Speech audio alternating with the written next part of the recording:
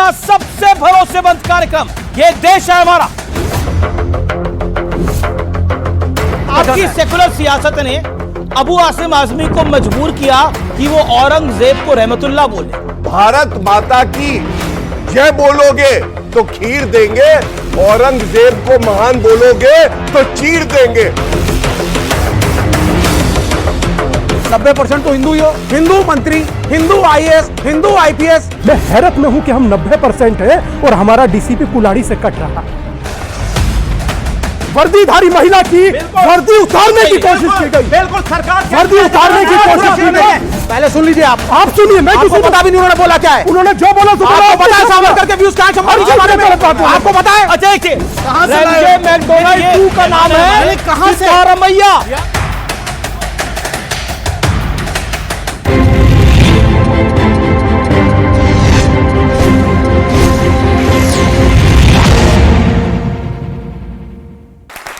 नमस्कार व्यूअर्स, मैं हूं अमीश देवगन और आप देख रहे हैं वीकेंड का सबसे भरोसेमंद कार्यक्रम यह देश है हमारा। सियासत में जरूरी है रवादारी समझता है, वो रोजा तो नहीं रखता पर इफ्तारी समझता है। राहत इंदौरी साहब का यह शेर आज इसलिए आपको सुनाना जरूरी है क्योंकि कुंभ के नाम पर एकता वाली राजनीति के बाद अब इफ्तार वाला सियासी दौर शुरू हो गया है। आलमगीर राहुल जेब के लिए अर्ज है, जहां पनाह पन्ने का ख्वाब पाले, अरमान पाले, मुस्लिम तफक्कुद की राह पर है सहजादा। तफक्कुद मतलब तुष्टिकरण। कुर्सी की आसनाई में अंधे हुए हैं इस कदर कि दिन रात मुस्लिम इश्क में गिरफ्तार है सहजादा।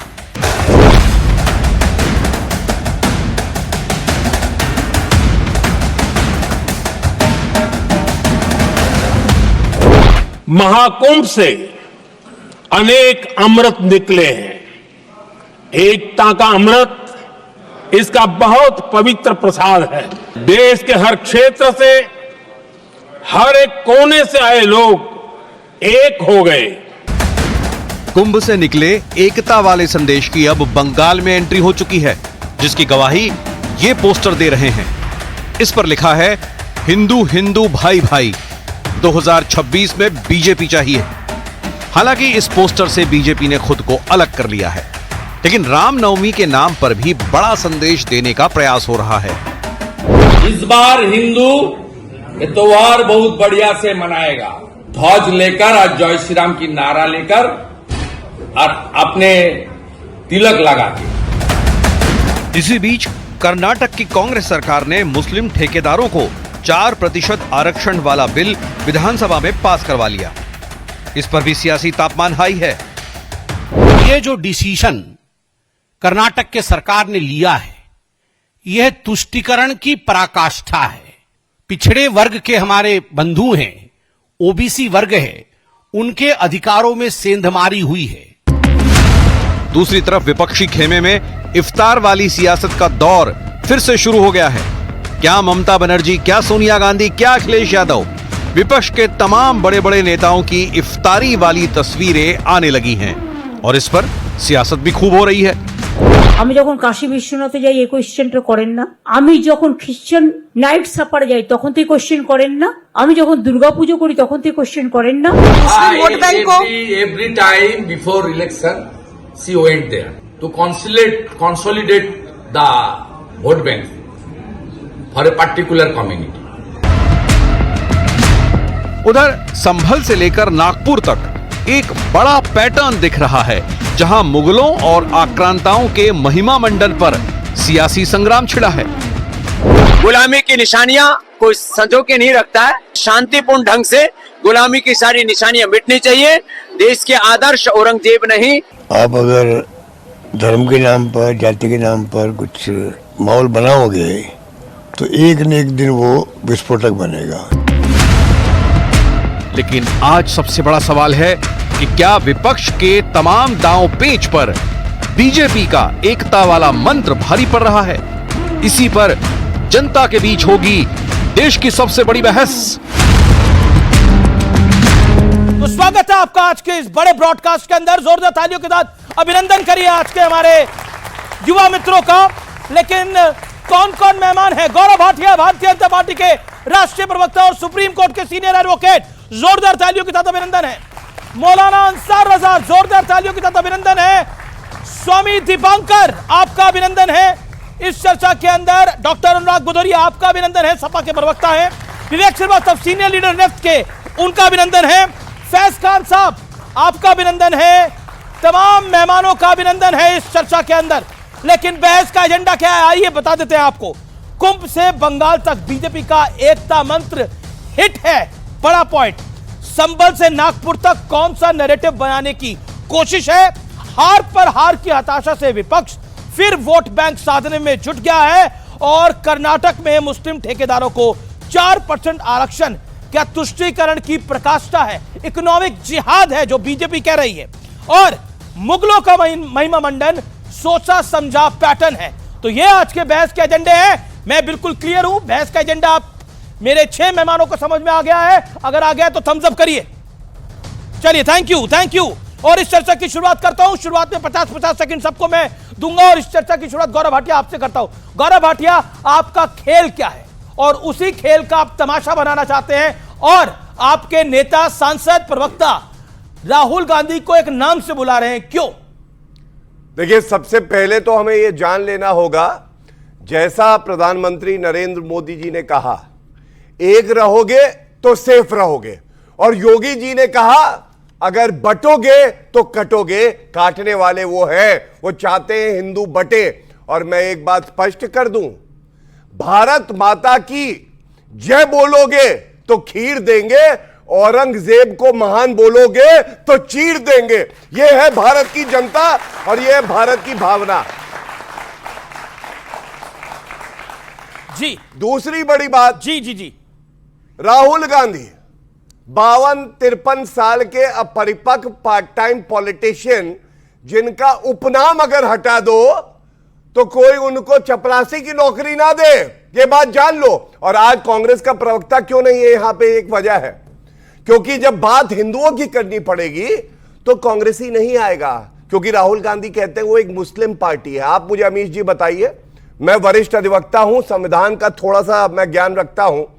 संविधान में लिखा है धर्म के आधार पे आप भेदभाव नहीं कर सकते जी। तो ये कर्नाटका में जो 4% का आरक्षण दिया जा रहा है, ये संवैधानिक कैसे है? राहुल गांधी जेब में संविधान रखते हैं लेकिन पढ़ते इटालियन संविधान है, खाते हक्का नूडल है। और इसीलिए इनको कोई नष्ट करेगा तो भारत की जनता करेगी। अभी 99 पे आए हैं, एक दिन ऐसा भी आएगा ये रॉकेट लॉन्च नहीं होने वाला, ये अंडा ही लाएगा जैसे दिल्ली में लाया। ओके, विवेक श्रीवास्तव, ये तो अंडे का ऑमलेट बना रहे हैं। आप मुझे बताइए, क्या ये इकोनॉमिक जिहाद है? ये 50 सेकंड रेटोरिक पे बात नहीं करेंगे हम लोग, हम फैक्ट आज के विषय के ऊपर बात करेंगे और इसी विषय पे मैं बात करूंगा। पहली चीज, मुसलमान इस देश में कौन है? ये कहते हैं साहब मुगल है, मंगोल है, अफगान है, नहीं, यही का है, यही का डीएनए, यही का दलित है। जो प्रताड़ित था वो कन्वर्ट हुआ, उसको रिलीफ मिली, उसने इस्लाम अपनाया, आज उसको मदद की जरूरत है। इस्लाम ने उसको आजादी जरूर दी, जब उसको लगा कि पहली बार मैं बादशाह के साथ बैठ करके शायद ईश्वर की आराधना कर सकता हूं, यह आजादी दी उसको। लेकिन इकोनॉमिक स्टेटस उन दलितों का जो मुसलमान बने नहीं बदला। मेहनत करनी पड़ेगी और मेहनत की गई। लेकिन आज तो क्या कर्नाटक में इसलिए ये आरक्षण दिया गया है, सही है ये? बिल्कुल, आपको कोई ना कोई मेजर उठाना पड़ेगा। बीजेपी की सरकार ऐसा दे दे किसी स्टेट के अंदर तो आप एग्रीड है? किसको? हिंदुओं को। हिंदुओं को 90% तो हिंदू ही हो। 90%। 1947 में अमीश भाई, 1947 में इस देश में 90% हिंदू थे। हाँ? हिंदू स्कूल टीचर ने हिंदू शिक्षकों को चीट किया, हिंदू मंत्री, Hindu IAS, Hindu IPS, Hindu ticket collector, Hindu clerk, सभी तो हिंदू हो। किसके आरक्षण चाहिए आपको? जब आप में स्वयं में स्वामी दीपांकर, हाँ, सभी तो ओके, स्वामी दीपांकर, सभी तो हिंदू है। 50 सेकंड आपके। मैं समझता हूं कि इससे बड़ी विडंबना सामने बैठे दर्शकों के लिए भी नहीं हो सकती और मेरे लिए तो है ही नहीं। मैं हैरत में पड़ता हूं भाई साहब कि कितने गर्व से, कितने कॉन्फिडेंस से, कितने ताकत से आप देखिए कि 90% भी कहा और पलीता भी लगा दिया। इससे ज्यादा खूबसूरती कहां लाइएगा, नहीं मिलती भाई साहब। मैं हैरत में हूं कि हम 90% हैं और हमारा डीसीपी कुल्हाड़ी से कट रहा है। मैं हैरत में हूं कि हम 90% हैं कि हिंदुओं का घर चुन चुन कर उनमें आग लगाई जा रही है। महिलाओं के, मैं शर्म आती है मुझे बोलते हुए। महिला के लिए आईपीएस ऑफिसर है, आईपीएस ऑफिसर महिला ही है जी। मुझे शर्म इस बात से, मैं दुखी इस बात से हूं कि आज 2025 और आप पुलिस के साए में होली मना रहे हैं, 2047 में मिलिट्री के साए में बनाएंगे। मैं हैरत में हूं क्योंकि हम 90% हैं। नहीं, मेरा काउंटर सवाल है, आपके हिंदुओं को भड़काने के प्रयास कर रहे हैं, काउंटर सवाल है मेरा। अच्छा सोचिए, एक पूछो ना, बच्चे बैठे हैं भाइयों, पुलिस के अंडर होली मनाई है, पुलिस खड़ी थी तब मना पाए होली, पर वैसे होली मनाई है, अच्छी बात तो सच है बोलो। नहीं विवेक एक सेकंड ना, पुलिस नहीं अभी पुलिस का साया कहां था होली मनाने के लिए? संभल में था, पहला किन इलाकों में संभल, था? इनकी बात नहीं, दूसरा झारखंड, और 3-4 नाम ले। क्या मजाक है? ये भी बोल दीजिए, मैं क्यों बोलूं? हिंदू को लूटा है भाई साहब, भ्रष्टाचार इशू है। नहीं भाई साहब, आप कभी नहीं मैं कभी नहीं कहूंगा कि हिंदू को हिंदू ने लूटा। मैं हमेशा कहूंगा कि हिंदू को दोगले हिंदुओं ने धोखा दिया जो विपक्ष में बैठकर भी हिंदुओं को बदनाम करते हैं।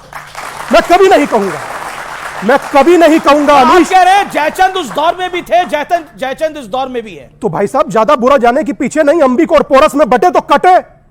आज भी आप देखिए कि इस देश में गुरु तेग बहादुर के साथ अत्याचार करने वाले का महिमा मंडन करने वाले आपके सामने खड़े हैं। आज भी मुझे कहने की जरूरत नहीं है कि जिसने संभाजी महाराज का जीभ काट लिया, अंग अंग काटा, उसके साथ में खड़े होने वाले अभी आपकी डिबेट में आपके सामने होंगे, जनता देखेगी।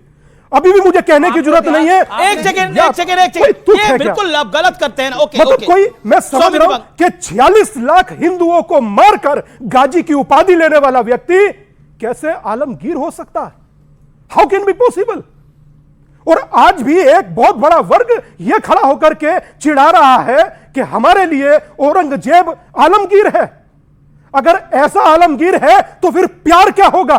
अगर तलवार इनकरेक्ट है, आपको रोकना पड़ेगा। औरंगजेब 46 लाख का फिगर किस किताब से लाए हैं? आपको लगता है छावा फिल्म जिम्मेदार है इन सब चीजों के लिए? बिल्कुल जिम्मेदार है। हाँ बिल्कुल, छावा फिल्म। और गौरव भाटी एक छावा फिल्म जिम्मेदार है, ये बार बार पॉइंट आ रहा है। छावा फिल्म ना होती तो नागपुर हिंसा ना होती, छावा फिल्म ना होती तो समाजवादी पार्टी के वरिष्ठतम नेताओं में से एक अबू आसिम आजमी को औरंगजेब की तारीफ ना करनी पड़ती। ये सब विचार आ रहे हैं। अमीश भाई आपने सुना नहीं, ध्यान दीजिए। 46 लाख नहीं मारे थे औरंगजेब ने, अरे 45 लाख मारे थे तो क्या हुआ? 46 लाख नहीं मारे थे। अरे एक भी मारा था तो बहुत ज्यादा मारा था, क्योंकि बीच में ना बोले। कितने मारे थे? कितने मारे? एक सेकंड कितने मारे थे? 40 लाख नहीं मारे। कितने मारे? मैं बोल देता हूं कितने मारे। यहाँ पे हाथ खड़ा करिए जो जानना चाहते हैं। एक मिनट, यहाँ पे मैं जवाब दे रहा हूं। पहली चीज, हिस्टोरिकली इनकरेक्ट, ना कोई किताब है, ना कोई सोर्स है, बस यूट्यूब और व्हाट्सएप के ज्ञान पे बोले जा रहे हैं। 40 लाख, 45 लाख, 46 कितने मारे आप बताइए। औरंगजेब और महाराज शिवाजी की बताइए। लड़ाई हिंदू मुसलमान की लड़ाई थी नहीं, फिर ये राजा की लड़ाई थी। अच्छा चलिए, अब मैं बात कितने मारे आपने नहीं बताया। क्योंकि अगर नंबर बताएंगे तो शर्मिंदा होना पड़ेगा। कोई शर्मिंदा नहीं, बड़ी लाइव डिबेट के अंदर शर्मिंदा होना पड़ेगा। इस देश का मुसलमान औरंगजेब के साथ नहीं है। I want to make it on record, इस देश का मुसलमान औरंगजेब के साथ नहीं है। ओके, गौरव भाटिया बात पूरी होने दीजिए। देखिए, यही शर्मिंदा होने के लिए बताना जरूरी था कि 46 लाख नहीं मारे गए। मैं कहता हूं अगर 10 भी धर्म के आधार पे मारे गए तो बहुत ज्यादा थे, क्योंकि हिंदू सबसे ज्यादा सहिष्णु है। और छाती ठोक के कहता हूं, गर्व है इस बात पे कि हमने कभी किसी को मारा नहीं है। हम इसलिए आगे बढ़े हैं क्योंकि ताकत हम में है। 67 करोड़ हिंदू कुंभ में डुबकी लगाते हैं और दर्द होता है, इनको कहते हैं मृत्यु कुंभ है, फालतू कुंभ है। दूसरी बात जो कहने जा रहा हूं, ये सबसे बड़ी है, आप ध्यान से सुनिएगा, बीच में ना बोले प्लीज। नागपुर में अफवाह फैलाई गई कि एक चादर जो औरंगजेब क्रूर शासक जिसको जूते की नोक पे रखते हैं, उसमें आयत लिखी थी कुरान की और उसको जलाया गया, जो कि अफवाह थी। अगर आयत लिखने पे और वो चादर जलाने पे दंगे हो जाते हैं, आप मुझे बताइए, सिखों के लिए और हमारे लिए, गुरु तेग बहादुर जी, शिवाजी महाराज जी, संभाजी महाराज जी भगवान समान है, उनका जो सर था धड़ से अलग कर दिया और हम लोगों को बताते हैं जिसने किया है वो महान शासक है। इसलिए मैं कहता हूं कि अगर औरंगजेब को महान बताओगे तो चीर देंगे, और भारत में इसकी कोई जगह नहीं है, ये बात जान लो। और अंत करूंगा एक बात कह के अंत करूंगा। अमेरिका में चला है ट्रेंड, अमेरिका में चला है ट्रेंड मागा, मेक अमेरिका ग्रेट अगेन। यहां पे कुछ सपोले हैं भारत का दूध पीते हैं, औरंगजेब को बड़ा बताते हैं, कहते हैं मेक औरंगजेब ग्रेट अगेन। और इनको बताइए अनुराग भदौरिया, आपकी सेकुलर सियासत ने अबू आसिम आजमी को मजबूर किया कि वो औरंगजेब को रहमतुल्लाह बोले, वो औरंगजेब को महान बोले। विपक्ष के कुछ नेता हैं जो कहते हैं कि औरंगजेब के दौर में जीडीपी बहुत अच्छी थी, सवामन जनेऊ वो जलाता था, जीडीपी बहुत अच्छी थी। एक बात बताइए, इस देश के मुसलमानों को फॉर ग्रांटेड ले रखा है क्या आप लोगों ने? देखिए, और इस देश को फॉर ग्रांटेड ले रखा है कि हमारे बीच में अभी एक साहब ने कहा, एक होते हैं दोगले हिंदू। कम से कम हाथ जोड़ के निवेदन है, हिंदुओं को दोगला मत बोलिए। बहुत अच्छी बात आप करते हैं, हिंदुओं को दोगला बोलना बंद कर दीजिए। मैं अपनी बात कर लें, उन्हें नाम किसी का नहीं लिया, अरे ओके, उनकी बारी है। दोगला बोलना हिंदू को बंद कीजिए। आप नफरत की राजनीति में इतना खो जाते हैं कि आपको यही नहीं पता चलता कि अपनों को ही गाली दे गए आप। कम से कम इतना तो मत बोलिए। दूसरी बात, मैं औरंगजेब पे जवाब दे रहा हूं। अरे औरंगजेब को इस देश में कोई महान नहीं बताता, कोई महान नहीं बताता। आज औरंगजेब की महिमा मंडल कोई कर रहा है, जनता पार्टी कर रही है, लगातार औरंगजेब पे नाम पे बात कर रही है। वो क्यों भाई ऐसे आदमी की बात कर रही है? आप कहते हो, आपके संगठन के लोग कहते हैं कब्र खोद देंगे। मैंने कहा कब्र खोद दीजिए। अगर औरंगजेब की कब्र खोदने से महंगाई बेरोजगारी खत्म होती है तो आज खोद दीजिए, हिम्मत है तो। मैं कहता हूं विराम दीजिए, फुल स्टॉप लगाइए। ओके अंसार भाई, आप जो इतना मुस्कुरा रहे हो, सेकुलर सियासत का गम है जो छुपा रहे हो? वो आपकी मोहब्बत है, ठीक है ना, वो आपका लगाव है। आपके लफ्जों में बहुत कुछ छुपा होता है, पूरी दुनिया आपको जानती है कि आप जब किसी पर कुठाराघात करते हैं तो मोहब्बत से मुस्कुरा के करते हैं, जिसको कातिलाना मुस्कुराहट कहते हैं ना, वो करते हैं आप। एक शेर पढ़ता हूं पहले। आज आपकी ऑडियंस आज बहुत खूबसूरत है, बहुत एकदम जिम्मेदारी के साथ बैठे हैं। उसूल तुमने बनाए तुम अपने पास रखो, यहां जमीर को बेचो बधाई ले जाओ। ये हो रहा है आज। आपने शुरुआत की डॉक्टर संबित पात्रा के स्टेटमेंट से। मैं समझता हूं बीजेपी बहुत बड़ी पार्टी है विश्व की, वहां इज्जत भी की जाती है लोगों की। मैंने देखा है मोदी साहब को लोगों का कैसे एहतराम करते हैं। पॉलिटिकल डिबेट अपनी जगह है, लेकिन मैं मोदी साहब से आपके चैनल के माध्यम से गुजारिश करना चाहता हूं कि जिस तरह से उन्होंने राहुल गांधी को औरंगजेब का नाम लेकर के जोड़ा है, मोदी साहब को चाहिए कि राहुल संबित पात्रा पर कड़ी से कड़ी कार्रवाई करें और इनको संसद से जब तक निकाल के बाहर रखा जाए, जब तक ये इस तरह के जुमलों पे माफी ना मांगे। ये देश संविधान से चलेगा, जुमलों से नहीं चलेगा, लफाजी से नहीं चलेगा। अब आ जाइए आप 2-3 चीजों पर।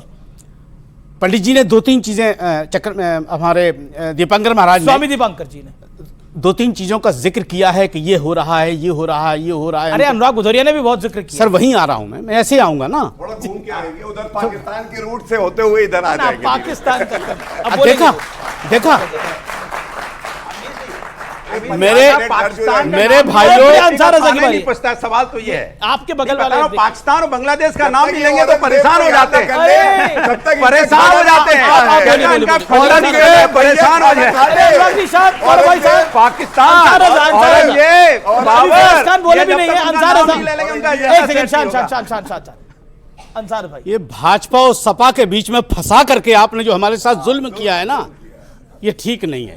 लेफ्ट की तरफ आ जाइए। सर लेफ्ट का कुछ बचा ही नहीं है। एक सेकंड सर लेफ्ट का कुछ बचा ही नहीं है, वहां जाके करेंगे क्या? Left is not left. Maharaj ji ने जो बात कही कि यहां अत्याचार हो रहा, वहां हिंदुओं पर अत्याचार हो रहा, महाराज जी अगर अत्याचार हमारे हिंदू भाई पर हो रहा है तो गलत हो रहा है, लेकिन आप लोग फिर भी विश्व गुरु होने का ढिंडोरा पीटना बंद कर दीजिए और ये कहना बंद कर दीजिए कि हिंदुओं की सरकार है। अगर हिंदुओं की सरकार है तो हिंदुओं के कत्लेआम क्यों हो रहे हैं? ठीक है अंसार, मेरा सर नहीं, जी जी जी यार ये तो नाइंसाफी हो जाएगी ना।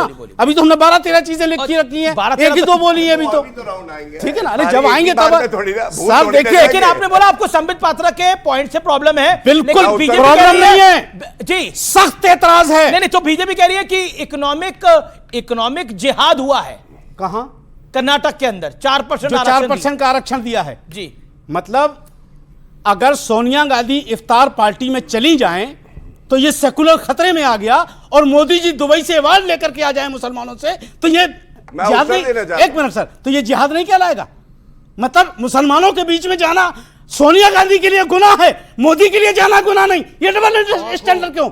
लेकिन एक बात आपके चैनल के माध्यम से मैं कहना चाहता हूं, सियासी पार्टी भाइयों, इफ्तार पार्टियां करवाना बंद कर दो। हमें नहीं चाहिए तुम्हारी इफ्तार पार्टी। इफ्तार करवाने का मतलब रोजगार के लिए है। अब अखिलेश यादव को हम इफ्तार कराएं, सवाब क्या मिलेगा? सोनिया गांधी को इफ्तार कराएं, हमें सवाब क्या मिलेगा? रेखा गुप्ता को हम इफ्तार कराएं, भाटिया जी को कराएं, क्या सवाब मिलेगा? रोजा कराएं, एक मिनट सर, बढ़ती है सर, मोहब्बत बढ़ती है तो इफ्तार के बाद बुलाइए ना, ईद मिलन कीजिए ना, ईद मिलन कीजिए, होली मिलन कीजिए, सर होली मिलन कीजिए, ईद मिलन कीजिए, सब कुछ कीजिए, इफ्तार के नाम पे तमाशा मत कीजिए। विवेक और अनुराग, इफ्तार के नाम पे तमाशा मत कीजिए, बहुत हो गया।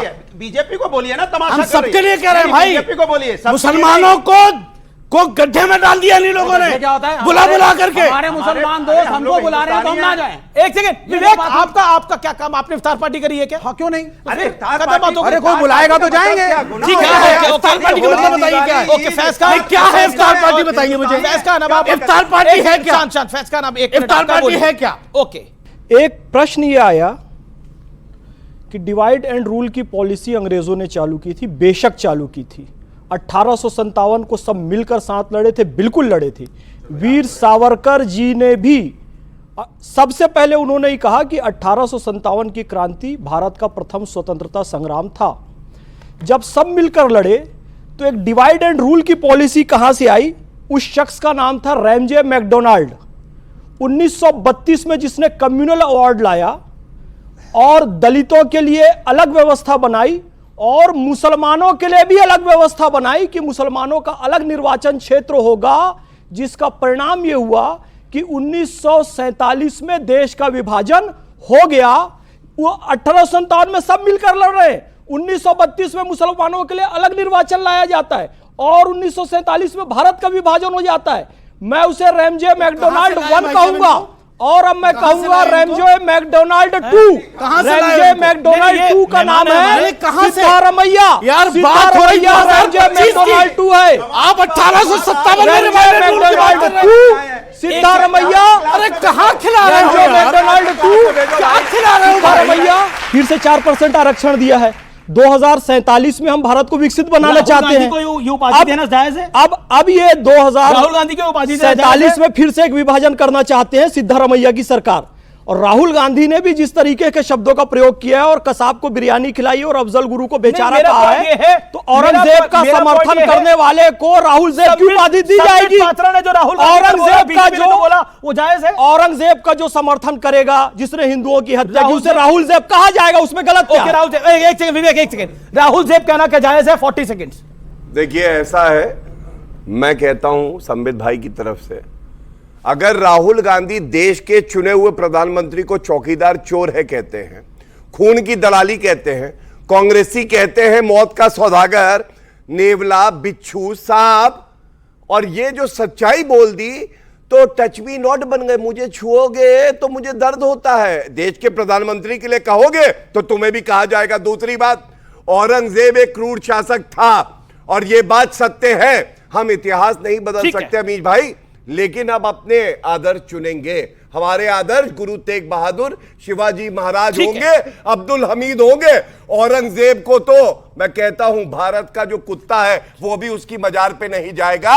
क्यों नहीं जाएगा? क्योंकि उसने हिंदुओं को चुन चुन के मारा। हमारे मंदिरों को, काशी विश्वनाथ, सोमनाथ मंदिर, कृष्ण मथुरा जन्मभूमि, वहां सब तोड़े। हम क्यों उसको मानेंगे शासक? हम नेस्त नाबूद कर देंगे ऐसे व्यक्ति को। जान लीजिए बात। वो जस्टिफाई कर रहे हैं संबित पात्रा को और बीजेपी के कमेंट को।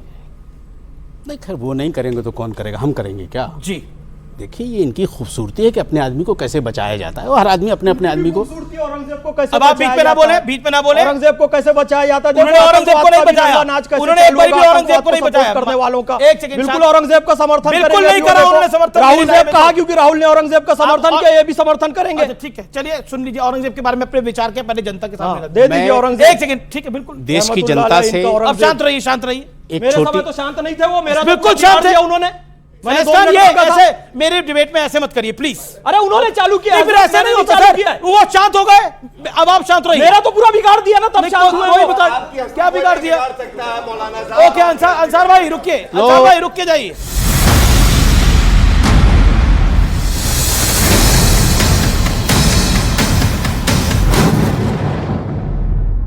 नहीं मैं यही बोलूंगा, वहां नहीं जाऊंगा। हाँ ठीक है। आपने औरंगजेब पे पूछा इनके विचार, इनको विचार रखने का हक है। ओके, औरंगजेब पे आपने पूछा, क्या आप रुकिए और जवाब दीजिए। हमारा औरंगजेब पर विचार यह है, जो हमारे मुल्क के लोगों का विचार है वो हमारा विचार है, जो हमारे देश का विचार है, जो हमारे भारत का विचार है, जो हमारे संविधान का विचार है, जो हमारे कानून का विचार है, वो हमारा विचार है। हम अपने देश के साथ खड़े हैं। हमारे देश का 25 करोड़ मुसलमान ना कभी मुगलों के साथ था, ना है, ना रहेगा। बहुत बड़ी बात है जी। ना हमारा बाबर से कोई लेना देना, ना अकबर से कोई लेना देना, ना हुमायूं से कोई लेना देना, ना औरंगजेब से कोई लेना देना। हम हिंदुस्तानी हैं, हिंदुस्तान का संविधान हमारी जान है, बात खत्म हो गई। सेकुलर पार्टियां विवेक, देखिए सेकुलर पार्टियों को अपनी रोजी रोटी चलानी है वो चलाएं, लेकिन बाबर के नाम पे मुसलमानों का बिल ना फाड़े। अंसार भाई इतिहास तो इतिहास है, इतिहास है वो होगा कभी यार, अब नया इतिहास लिखा जाएगा। ये सेकुलर पार्टियां नाराज हैं, आप इतिहास हमें नाराजी। देखिए सेकुलर पार्टी नाराज हो जाएं तो हमें फर्क नहीं पड़ता, हमें किसी की कोई परवाह नहीं। जी हम किसी, देखिए ना हमको विधानसभा का टिकट चाहिए, ना हमें राज्यसभा में जाना है, रोज कुआं खोदना है, रोज पानी पीना है, हम दलाली करने जाते नहीं, किसी से 1 रुपया लेते नहीं, तो डरे क्यों? जो मुगल राजा, जो इतिहास है आपका इतिहास भाई नहीं, देखिए थोड़ी वो मुझे नहीं पता, पूरी डिबेट तो वहीं से शुरू हुई ना, वो मुझे नहीं पता, लेकिन उस बयान ने इस मुल्क को बहुत नुकसान पहुंचाया। कार्रवाई होनी चाहिए उसमें। मैंने इतनी बड़ी बात कह दिया जी, इतनी बड़ी बात कह दी, इससे बड़ा नहीं कह सकता मैं जी। मेरी हैसियत जितनी उतना मैंने कह दिया। जी बिल्कुल, आप इसका जवाब दीजिएगा। लेकिन गौरव भाटिया, देखिए आज की चर्चा में जो कहा, हम लोग ज्यादातर सहमत नहीं होते, लेकिन बहुत अच्छी बात इन्होंने कही कि बहुत नुकसान मुल्क का किया है इस अबू आजमी के बयान ने। और मैं आपसे बता रहा हूं, अबू आजमी की इतनी हैसियत नहीं है कि अखिलेश यादव के इशारे के बिना ये बयान दे दे। अखिलेश यादव ने ये बयान दिलवाया है अबू आजमी से, क्योंकि जब अबू आजमी ने अभी तक माफी नहीं मांगी, अखिलेश यादव ने कहा ये उसकी अभिव्यक्ति की आजादी है। और मौलाना साहब, मैं एक बात जरूर आपसे कहूंगा, आप शेर अर्ज कर रहे थे तो एक मैं भी शेर अर्ज करना चाहता हूं। अरे वाह। उनके लिए करना चाहता हूं जिन्होंने देश के लिए जान दी है। और यह बात सच है कि जब मुगलों की चली तलवार तो कुछ लोगों ने ऊंची कर ली अपनी सलवार, लेकिन हम उनके लिए जीते हैं जिन्होंने कहा सरफरोशी की तमन्ना अब हमारे दिल में है, देखना है जोर कितना बाजुए कातिल में है। जी जी जी जी, कोई हमारी हस्ती मिटा सके ये दम नहीं है किसी ने। Swami Dipankar, then I will get Anurag Udariya. Swami Dipankar, आपको वापसी एक बार मैं नागपुर ले जाना चाहता हूं। उन बहन बेटियों के लिए जो पुलिस की वर्दी पहने थी, उनके लिए कुछ 2 शब्द हैं आपके लिए? आपके पास हैं? आपके पास उन बहन बेटियों के लिए शब्द हैं जो बांग्लादेश में हैवानियत की शिकार हो गई? कौन थे वो लोग जिन्होंने हिंदू लोगों की गाड़ियां चुनी, हिंदू लोगों की मोटरसाइकिल चुनी, उनमें आग लगाई? जो कुंभ से बंगाल तक मैं ये कह रहा हूं, मंत्र तो दिया जा रहा है ना, आपकी यात्रा भी एकता का मंत्र दे रही है, आप कह रहे हैं ना। मैं ठीक है, मैं अपनी यात्रा कर रहा हूं, सरकार किसकी है? मैं अपनी यात्रा कर रहा हूं और मैं अपनी यात्रा करूंगा। तो बांग्लादेश में चलेंगे यात्रा? मैं बांग्लादेश की सीमा बॉर्डर पर कर आया हूं। मैं बांग्लादेश भी जाना पड़ा, मैं बांग्लादेश भी जाना पड़ा तो जाऊंगा। मगर मैं एक बात आपसे कहना चाह रहा हूं भाई साहब, मैं बांग्लादेश में जाकर लड़ लूं, जो घर के भीतर गद्दार बैठे हैं पहले उनको तो लड़ लूं। ये तो भाजपा से बात कीजिए ना, सरकार उनकी है, पूरे देश में राज उनका है, आप यहाँ रोना रो रहे हैं यार। मुझे रोचक इस बात का है, जैसे लगता है सरकार विपक्ष की है, मुझे ये परेशान है, भारतीय जनता पार्टी की सरकार है, भारतीय जनता पार्टी से पूछिए। मुझे रोचक, मैं एक बात, अमित मुझे बोलने दीजिए, उसके बाद बोले ना, उत्तर प्रदेश में मुझे बोलने दीजिए, दिल्ली में भारतीय जनता पार्टी की सरकार, हरियाणा में भारतीय जनता पार्टी की सरकार, और दंगे सरकार में हो रहे हैं और सरकार सवाल मुझसे पूछ रही है। ये मुझे रोचक इस बात का लग रहा है, कमाल की बात करते हैं। मुझे कोई चिंता नहीं, बोलना है बोलिए और तेज बोलिए। इन बहन बेटियों को, तो बहन बेटियों को सुरक्षित रहने की जिम्मेदारी किसकी है? किसकी बहन बेटी? मणिपुर चलता रहा, किसकी सरकार थी मणिपुर में? शांत होइए आप। बताइए आप, उनका बेटी के साथ अन्याय हुआ, कौन था वो? बीएचयू में बेटी के साथ अन्याय हुआ, कौन था वो? मैं पूछना चाहता हूं आपसे। 30 सनातनियों की मौत हो गई कुंभ में, कौन है जिम्मेदार? 18 लोगों की मौत हो गई रेलवे स्टेशन पे, कौन है जिम्मेदार? मैं ये भाई जितने भी बैठे हैं या जितने भाई बंधु बैठे हैं, सबके घर में मां बहन बेटी है। क्या पुणे की मां बहन बेटी या नागपुर की मां बहन बेटी आप लोगों की नहीं है? बिल्कुल है। और एक बात रोशन चिल्ला चिल्ला करके बोल रहे हैं, और कल तो मैं श्रीवास्तव जी को सुना भी बोलते हुए कि गलती वहां पर हिंदुओं की है। मुझे दुख है इस बात का। नहीं, तो कहा जा रहा है कि छावा फिल्म ना होती तो ये सब होता। आपने देखिए छावा फिल्म? मैं छावा फिल्म देख कर आया हूं। क्यों देख कर आए? आप भी नफरत के भागीदार हैं, ऐसा आरोप लग रहा है। उनके कहने हिस्टोरिकली इनकरेक्ट फिल्म है। मैं मात्र इतना कहना, शांत रहिए, मैं मात्र इतना कहना चाहता हूं कि आपकी ओछी राजनीति कल इन मां बहन बेटियों के साथ खड़ी होगी। क्या आप विश्व हिंदू परिषद से प्रश्न पूछेंगे? मैं 50 प्रश्न पूछूंगा विश्व हिंदू परिषद मेरा, मैं विश्व हिंदू परिषद का। मुझे इस बात का उत्तर दो, मुझे इस बात का उत्तर दो कि लड़ाई में आप सिर्फ मुसलमानों पे उंगली उठाते हैं। मुझे इस बात का उत्तर चाहिए कि लड़ाई में हिंदुओं के घर को टारगेट क्यों किया गया? पॉइंट है इस बात के अंदर। लेकिन एक नागपुर की हिंसा, शांत नागपुर में बोला, नागपुर में सिर्फ हिंदुओं जिस वर्दीधारी महिला की वर्दी उतारने की कोशिश की गई, बिल्कुल सरकार वर्दी उतारने की कोशिश की गई। बांग्लादेश में, बोलिए आप अपनी बात। बांग्लादेश में नरसंहार हुआ तो बांग्लादेश वालों के साथ खड़े हो गए। कौन हो गया? अच्छा बता, इनसे पूछ लो कौन खड़ा हुआ? बच्चों बताना जरा, कौन खड़ा हुआ? खड़ा हो गया, कहने की बात है। चलिए ऑडियंस से सवाल ले लेता हूं, ऑडियंस से सवाल ले लेता हूं। सर हम नहीं जानते हिस्ट्री क्या है, बट सर इस माहौल में हमारा फ्यूचर क्या होगा? जो हम इस माहौल में पढ़ रहे हैं, हमारा फ्यूचर क्या होगा इसमें? ओके, फ्यूचर क्या होगा? ये स्वामी दीपांकर के सवाल है। गुड़िया, ओके बिल्कुल, पहले स्वामी दीपांकर 20 सेकंड में जवाब। गुड़िया की बात से सहमत हूं कि जब यहां बिना किसी चर्चा, बिना किसी बात के एक जगह मोब इकट्ठा होकर सर तन के जुदा के नारे लगाता है, बिटिया का सवाल जायज है कि इनका फ्यूचर क्या है? बिटिया का सवाल जायज है। देखिए, सबसे पहले तो मेरी बहन ने कहा कि हमारा भविष्य क्या होगा, तो मैं ये बता दूं, ये जो खड़े थे अभी हम लोगों के साथ, ये किसके साथ खड़े हुए हैं? लड़के हैं, लड़कों से गलती हो जाती है। मोहित खान जो रेपिस्ट है, बीच में ना बोलो अब, और सुनिए इनकी पार्टी की प्रवक्ता ने क्या बोला था? एक बच्ची के साथ बलात्कार किया, आरोपी समाजवादी पार्टी का नेता है, तो इन्होंने नेता को गलत नहीं बोला, इन्होंने कहा वो बच्ची रात में क्या करने गई थी उसके पास। ये आपके साथ खड़े हैं। तो सबसे पहले तो मैं ये कहूंगा अपनी बहन को, कोई माइका लाल नहीं है। मोदी जी प्रधानमंत्री हैं, देवेंद्र फडणवीस जी मुख्यमंत्री हैं, योगी जी मुख्यमंत्री हैं, कोई माइका लाल नहीं। हमारी बहन की तरफ हाथ उठाए, उस हाथ को कटना होगा, वो जेल की सलाखों के पीछे जाएगा। दूसरी बात, एक मिनट, अब बीच में ना बोले प्लीज, अभी जवाब की बात ही नहीं, अभी तो मैं जवाब दे रहा हूं।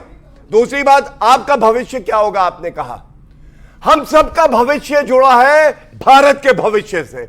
भारत आज 5वीं सबसे बड़ी अर्थव्यवस्था है, 3री सबसे बड़ी अर्थव्यवस्था बनेगी। और हम जानते हैं मोदी जी है ना, ये जो नौकरी है इस पे पहला हक आपका है। रोहिंग्या जो बांग्लादेश से आएंगे उनका नहीं है, म्यांमार से। कर्नाटक में जो सरकारी ठेकों में मुसलमानों को 4% आरक्षण दिया गया है, तो क्या ये राजनीति नहीं, धर्म? ये राजनीति नहीं है, धर्म की राजनीति नहीं है। विवेक श्रीवास्तव तो 30 सेकंड। बिल्कुल सही दिया गया है। वो गरीब हैं, वो वही दलित हैं जो मुसलमान बने हैं। ये तालिबानी शासन में तो औरंगजेब के ऊपर, सुनिए बेटा, सुनो बेटा, सुनो बेटा, 30 सेकंड, एक सेकंड। औरंगजेब के ऊपर एक भी हिस्टोरिकल फैक्ट नहीं दिया गया, ठीक है, कंपेयर नहीं किया गया। सिर्फ तालिबानी शासन दिया गया। सवाल है, इन्होंने कहा था कि छावा मूवी आई है इसलिए दंगे प्रसाद हो रहे हैं, तो अगर छावा मूवी ने हमें सच्चाई बताई है औरंगजेब की, तो इसमें क्या गलत करा है? इसलिए क्योंकि छावा मूवी हिस्टोरिकली इनकरेक्ट है। अभी फोन उठाना, जैसे ही मैं बंद करूंगा बोलना, ढूंढना सावरकर ने संभाजी के बारे में क्या लिखा, फिर पढ़ना गोलवलकर ने संभाजी के बारे में क्या लिखा, फिर पढ़ना, सुनिए, कि 100 मंदिरों वो कौन से थे जिनको औरंगजेब ने ध्यान दिया और पट्टे दिए। फिर यह भी पढ़ना कि जसवंत सिंह और जय सिंह और 80% एडमिनिस्ट्रेटिव स्टाफ औरंगजेब का है कि जय सिंह और शिवाजी के बीच में बटे, नहीं डिस्कस करना। यही तो स्वामी दीपांकर कहते हैं, जब जय सिंह और शिवाजी के बीच में बटे तो क्या हुआ? नहीं, बटे क्या होता है? एक सेकंड, जवाब सुनिए। अरे भाई, राजा था वो, 50 साल रहा वो इस मुल्क में। अच्छा, एक सेकंड, मैं एक चीज समझ नहीं पा रहा हूं। एक भाई साहब कह रहे थे कि वो टोपी सिलता रहता था, पूरे देश का जीडीपी उसने टोपी बेच बेच कर उठा दिया। इतना गजब, इतना वाहियात बात बोलते हैं, और बोलने के बाद मुझे हैरत इस बात पर है, उसके बाद भी चर्चा से ये, मतलब कितने गर्व से कहा जाता है जीडीपी आसमान चूम रहा था, देश सोने की चिड़िया था। मगर मुझे आज तक समझ नहीं आता, अगर इतना ही सोने की चिड़िया था तो आज देश का इतिहास या देश के वो पन्ने लहूलुहान क्यों हैं? उन चार विवेक शांत आपके मुंह में नहीं बोले। उन चार धर्म के आधार पर उन साहिबजादों के लिए कोई दो शब्द बोले गए इस डिबेट में? जिन दो साहिबजादों को दीवार में जिंदा चुनवा दिया, गलत हुआ, बिल्कुल गलत हुआ। मगर मुझे हैरत इस बात की है कि सिर्फ और सिर्फ इसलिए किसी बात का महिमा मंडन किया जाए कि वो मुस्लिम आक्रांता था, वोट ना छटक जाए। अनुराग जी आप शांत रहिए, आपका टॉपिक नहीं है अभी। मौलाना अंसार रजा, और आपसे मेरा प्रश्न है, क्या आपको लगता है कि इस देश को इस सेकुलर सियासत ने बहुत डैमेज किया है, पॉलिटिकल डैमेज किया है, सोशल डैमेज किया है? That's a very straight question to you. And 50 दो बातें जी। मेरी आदत है कि मैं कभी किसी के बीच में नहीं, बिल्कुल नहीं, आप बोलते, अदब से बात करता हूं मैं जी। मेरा जहन सिर्फ उस बच्ची के प्रश्न पे जा रहा है जो उस बच्ची ने भी प्रश्न किया था। वो काउंटर क्वेश्चन करना चाह रही थी लेकिन आप माइक उन तक नहीं पहुंच सका। उसका जवाब भाटिया साहब ने मुलायम सिंह यादव के एक स्टेटमेंट से दिया। जानते ये क्या है? एक बच्चा फेल होकर के अपने पापा के पास पहुंचा तो उसने पापा ने पूछा, बेटा क्या हुआ तेरे रिजल्ट का? बोले पापा वो अपने फलाने अंकल है ना, उनका बेटा फेल हो गया। बोले तेरे रिजल्ट क्या? बोले चाचा है ना, उनका बेटा फेल हो गया। अरे तेरा क्या हुआ? बोले अपने प्रधान जी है ना, उनका भी बेटा फेल हो गया। किसका बेटा? बोले तू क्या हुआ? बोले जब प्रधान का बेटा फेल हो सकता तो तेरा बेटा कोई लाट साहब है क्या? वो भी फेल हो गया, वो भी फेल हो गया भाई। अरे कहीं बोल आप ही के ले रहे हैं। यस, अब इनसे पूछा कि भविष्य क्या होगा इस देश के बच्चों का। ये कह रहे मुलायम सिंह यादव ने कहा था लड़कियां गलती। अरे भाई ये बताओ कि पूरे देश में तुम्हारी सरकार है, 80 करोड़ बेरोजगार है, तुम्हें राशन देना पड़ रहा है, किस बात की सरकार यार? धंधा नहीं है, धर्म का नशा। अच्छा, ये अबू आसिम आजमी किस पार्टी का है? किनके? अबू आसिम आजमी किस पार्टी का है? सर ये मुझसे क्वेश्चन ना करिए, बगल वालों से पूछो सर। कौन सी पार्टी का बताइए? सर पूछो सर। मुझे ये किसने शुरू करा? सर मुझे माफ, ये सारा शुरू किसने करा? सर मुझे माफ को, वो मैंने कह दिया। एक सेकंड, वो मैंने ओके ओके। फैज खान फिर गौरव भाटिया, मैं आपको बताता हूं। फैज खान, अबू आसिम आजमी समाजवादी पार्टी के, मैं आ रहा हूं, समाजवादी पार्टी के, ये पूरा नैरेटिव वहीं से बिल्ड हुआ, उन्होंने बोला उसके बाद। लेकिन इस सारे चीजों के लिए एक फिल्म जिम्मेदार हो सकती है? मेरा सीधा सवाल है आपसे फैज खान। फिल्म जिम्मेदार इस दृष्टिकोण से हो सकती है कि उसने ऐतिहासिक फैक्ट बताया, औरंगजेब के जुल्म सितम के बारे में बताया, तो बिल्कुल ये जिम्मेदार फिल्म इस हिसाब से है कि सच्चाई पता चल गई। तो बैन होनी चाहिए फिल्म? नहीं, सच्चाई पर क्यों बैन होनी चाहिए? सच्चाई पता चल गई ना कि भाई हमारे पिताजी को, दादाजी को किसने मारा, वो पता चल गया। अब वो पता चल गया तो जिन लोगों ने मारा उनमें खलबली मच रही है कि उनकी सच्चाई पता चल गई। तो फिर औरंगजेब को टोपी सिलता था कि ऐसा करता था, और जीडीपी यानी 67 करोड़ लोग पहुंच गए जीपीएस के युग में, उस पर यकीन नहीं है। उस समय कोई टेक्निक नहीं थी लेकिन जीडीपी हाई थी, उस पर विश्वास है इनको। कहां से टेक्निक लेकर आए? दूसरी बात मैं आपको बताऊं, बार बार सावरकर जी और गोलवलकर जी की बात कही जा रही है संभाजी महाराज को लेकर। एक बात अमीश भाई सिद्ध हो गई कि गोलवलकर जी और सावरकर जी निष्पक्ष मूल्यांकन यानी कि गुण और दोष दोनों पर चर्चा करते हैं, जो कि ये लोग नहीं करते हैं। ये बात सिद्ध हो गई। दूसरी बात ये सिद्ध हो गई। दूसरी क्या कहा उन्होंने? गलत बात है। क्या कहा? ये बिल्कुल गलत बात है। क्या कहा? एक सेकंड, नहीं, ये क्या मतलब है? आप सुन लीजिए। इन्होंने, अरे भैया मैं ये कह रहा हूँ, आप मान लीजिए एकदम गलत बात। जी को और गोलवलकर बिल्कुल गलत बात है। वो निष्पक्ष मूल्यांकन करते हैं किसी का भी। आप इस सत्य को समझ लीजिए। आप औरंगजेब था, उसको आप स्वीकार नहीं कर रहे हैं, वो निष्पक्ष मूल्यांकन कर रहे हैं। जुटा कहां से लेते हैं? ये साहस जुटा कहां से लेते हैं? संभाजी के दोस्त दिख रहे हैं, इन्हें दोषी दिखेंगे। आपको पता ही नहीं। अच्छा नहीं, एक सेकंड रुके। आप माइक इधर लाइए। बिल्कुल गलत बात। एक सेकंड, एक बताइए। नहीं, अभी सब शांत रहे। और अच्छा, आपकी राय में औरंगजेब दोषी था कि नहीं था? देखिए वो राजा था। बस यही बात है। जब गोलवलकर जी और सावरकर जी निष्पक्ष मूल्यांकन कर रहे हैं, देखो पहले सुन लीजिए, महाराज से कहना चाहता हूं, सुना ही नहीं। आप सुनकर के राजी नहीं है। पहले सुन लीजिए। आप सुनिए, मैं आपको पता भी नहीं उन्होंने बोला क्या है। उन्होंने जो बोला तो आपको पता है सावरकर के व्यूज क्या है संभाजी के बारे में? आपको पता है? अच्छा औरंगजेब, आपकी राय में औरंगजेब एक आक्रांता, एक ऐसा आक्रांता था जिसने, एक क्रूर शासक था जिसने हिंदुओं को अत्याचार किया, अपने भाइयों को मारा, पिता को जेल में डाला ना। देखिए सुनिए, इतिहास में राजा राजा होता है। अशोक, इतिहास में चोर होता है। चुप रहिए। क्यों राजा राजा होगा? मैं 10 हिंदू किस बात का हत्यारा हत्यारा है? 10 हिंदू राजाओं को दूंगा बोलने दीजिए आप मुझे। मैं 10 हिंदू आपको राजाओं को मारा गिना सकता हूं जिन्होंने अपने भाइयों को मारा। धर्म के आधार पे किसी राजा को सही गलत मत कहिए आप। अगर औरंगजेब गलत है तो अशोक भी गलत है, अजातशत्रु भी गलत है। अरे जिसने अपने बाप को मारा। काशी हाँ, काबा होती अगर शिवाजी ना होते। सबकी सुन्नत होती कहते हैं, सुन्नत होती सबकी नात होते अगर शिवाजी। पढ़ तो लीजिए मासीरा आलमगीर, पढ़िए उनको जिन्होंने एक किताब का नाम चढ़ाइए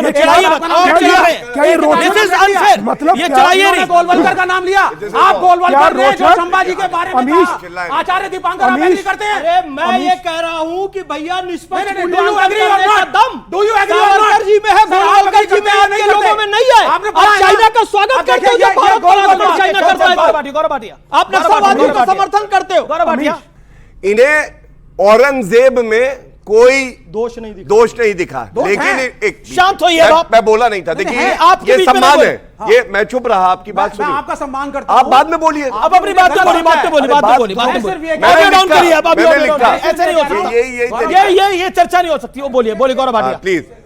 लेकिन संभाजी महाराज में इनको दोष दिख गया, और इसकी वजह पता है क्या है? मैं आपको बताता हूँ इसकी वजह। गोलवलकर ने कहा, आपके हीरो ने बीच में आपके हीरो ने दोष निकाला, मैंने नहीं निकाला। बीच में संभाजी में दोष प्लीज, बीच सावरकर ने निकाला है, मैंने नहीं निकाला। देखिए मैं केवल एक बात कहता हूं, आप मुझे ये बताइए, सिख समाज से जो हमारे वीर भाई बहन आते हैं, जब उनका बच्चा एक किताब में पढ़ता है, पहले जब मोदी जी प्रधानमंत्री नहीं थे उससे पहले किताबों में मुगल कितने महान थे ये पढ़ाया जाता है, उस सिख बच्चे को क्या लगता होगा कि मेरे गुरु का सर तन से जुदा कर दिया।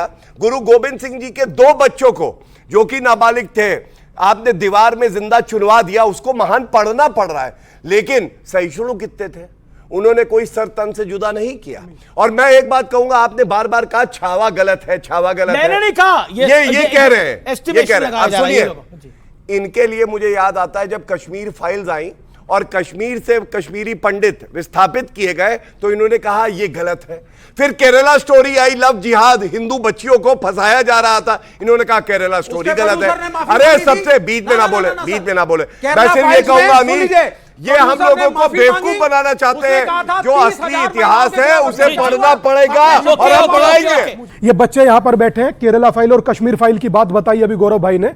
बांग्लादेश फाइल तो लाइव चल रही है, कुछ उसके लिए जानकारी चाहिए बच्चों, सबको सब दिख रहा, मगर कहने की जरूरत नहीं है। एक हम लोग कहावत बोलते हैं, जो जीता वही, क्यों बोलते हैं? सिकंदर दिमाग में चढ़ाया गया, वो मैसिडोना का चोर हमारे देश का राजा हो सकता है या योद्धा हो सकता है, योद्धा होगा। जो जीता वही सिकंदर नहीं, जो जीता वही छत्रपति, जो जीता वही बप्पा रावण, जो जीता वही महाराणा प्रताप, जो जीता वही वीर शिवाजी, संभाजी। ये लोग राजा हैं, ये चोर हमारे राजा होंगे। और आज भी इनके नाम पर सड़कें हैं, Humayun road, Akbar road, Babur road. इसे मिट्टी में मिला दीजिए गौरव बाबू, तब बात बने। किस बात के हमारे नाम होंगे?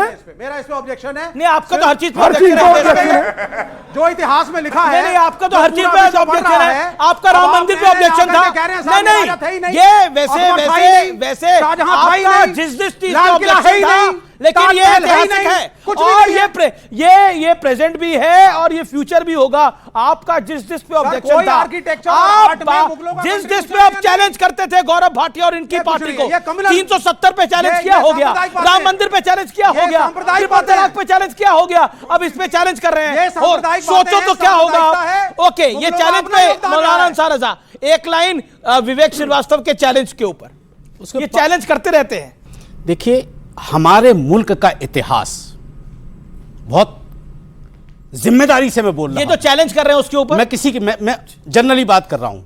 हमारे देश का इतिहास ना तो छावा फिल्म तय करेगी, ना द कश्मीर फाइल तय करेगी और ना केरल स्टोरी तय करेगी।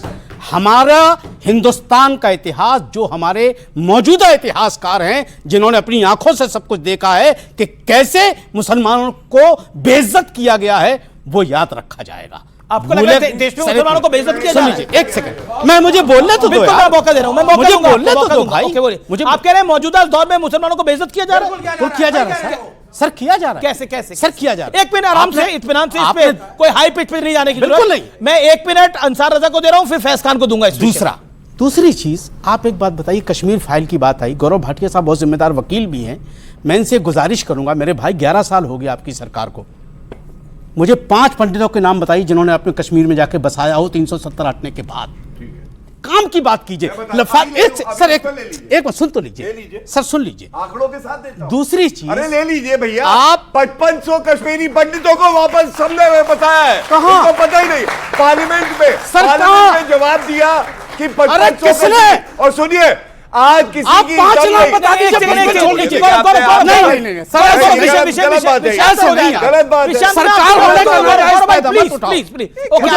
आपका हो गया, हमें 5 नाम बता दीजिए। मैं 30 सेकंड लूंगा, 5 नाम दीजिए। पहली बात मैंने बता दिया, 5500 कश्मीरी पंडितों, 5 नाम। सुनिए, 5 नाम, अगर आप पढ़े सर 5 नाम बोले, ये तरीका ठीक नहीं नहीं है। सर 5 नाम, ये क्या है भाई, क्या सर 5 सुनिए, मैं बता रहा हूँ हम आपको, 5500 नहीं, आप एक बार बताइए क्या ये तरीका ठीक है? सर 5 नाम। ये अमित जी, मेरी रिक्वेस्ट है आपसे, आप सुनिए, आप जिम्मेदार चैनल है सर, एक बार बताइए सर, 5 पे पूछा ना, मैं चुप हो गया। मैं बड़ी जिम्मेदारी से कह रहा हूं, पार्लियामेंट में मंत्री ने जवाब दिया है 5500 कश्मीरी पंडित वापस बचाए गए हैं। और सुनिए, और आज मैं कहता हूं, एक मिनट सुनिए, पहले एक बात सुनिए, मैं जो कह रहा हूं, कश्मीर की इन्होंने बात करी, मैं एक बात और बता दूं, वहां पे पहले पत्थर चलते थे, वहां पे मस्जिदों से कहा जाता था वैसे ना बड़ी शर्मिंदगी की बात है, मैं माजरत के साथ कह रहा हूं, मैं पूरा सम्मान करते हुए बड़ी शर्म की बात है, आज हम इस मंच पे खड़े होकर हंसी मजाक में पूछ रहे हैं कि 5 नाम बताओ जिन कश्मीरी पंडितों को बसाया है उसे हिंदुस्तान के अंदर सेकुलर कहा जाता है। सर ये कितनी शर्म की बात है, और इस शर्म की बात को मजाक उड़ा रहे हैं कश्मीरी। फैज खान, ये मजाक उड़ा रहे हैं, भारत पे मुसलमान को सेकंड ग्रेड सिटीजन रखा जा रहा है, वो भी इतिहास नोट करेगा। जवाब अंसार रजा की बात। मैं कहता हूं आंखन देखी, तू कहता है कागज लेखी, मैं तो रे सुरझावत हारा, तू देता उर्झाई रे। मोहम्मद फैज खान आंखों देखी बात कर रहा है। रिकॉर्ड निकाल कर देख लो, पूरा देश 15,000 किलोमीटर 30 महीने में पैदल चला है ये मोहम्मद फैज खान। 80% टाइम हिंदुओं के घरों में रुका, मंदिरों में रुका, मठों में रुका, मेरा स्वागत हुआ, सम्मान हुआ। अब सुनो, मुसलमानों की इतनी बेइज्जती इस देश में हो रही है, इतनी बेइज्जती इस देश में हो रही है, इनके अनुसार सर्च करो गूगल में, दुनिया की सबसे ज्यादा मस्जिदें भारत में है। सर्च करो दुनिया में सबसे ज्यादा मुसलमान पाकिस्तान या सऊदी अरब में नहीं, भारत में है। सर्च करो पूरी दुनिया में इस्लाम के तमाम फिरके, जहां शिया सुन्नी के नाम पर ईरान और सऊदी अरब पर विवाद होता है, 72 के 72 को बोले दीजिए, तो केवल भारत में है। हर तरीके से मुसलमानों के लिए भारत स्वर्ग की भूमि है। तो फिलहाल के आज के एडिशन को यही समाप्त करते हैं। आपको मेरा नमस्कार।